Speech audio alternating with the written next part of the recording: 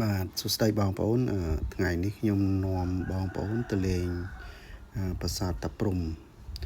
ប្រាសាទតាព្រំនេះមានឈ្មោះដើមហៅថារាជវិហារព្រះបាទជ័យវរ្ម័នទី7សាងសង់ដើម្បីថ្វាយព្រះកុសលដល់ព្រះមេដានៃព្រះអង្គដែលមានបដិមាស្នងក្រោមរូបភាពជាប្រាជ្ញាបារមី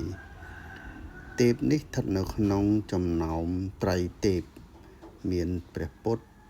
ព្រះលោកេសោនិងព្រះប្រាជ្ញាបារមីដែលគេស្គាល់ថាជាធំនៅក្នុងមហាយានខ្មែរសម័យនោះគួរឲ្យកត់សម្គាល់ថា5ឆ្នាំក្រោយពីនោះមកទៀត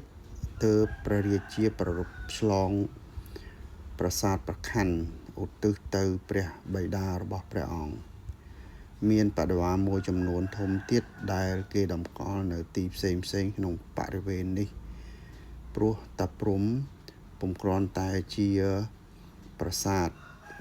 ប៉ុណ្ណោះទេតែអាចចាត់ទុកជាវត្តព្រះពុទ្ធសាសនាមួយដ៏ធំថ្វីត្បិតតែពុំមែនជាវត្តថេរវាទដូចដែលយើងស្គាល់សពថ្ងៃ